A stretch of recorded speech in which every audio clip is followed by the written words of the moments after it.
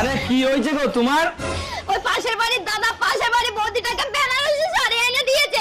ওই বেনারসি শাড়িটি যদি তুমি আমাকে না কিনে এনে দিয়েছো না, তাহলে ওই বৌদির সামনে কিন্তু আমি লজ্জায় মুখ দেখাতে পারবো না। আরে দাইতি কাঁদার কি আছে, আমি তোমাকে এক্ষুনি এনে দিয়েছি, তুমি 5 মিনিট দাঁড়াও। কই গো, এই দেখো তোমার জন্য বেনারসি শাড়ি নিয়ে আইছি।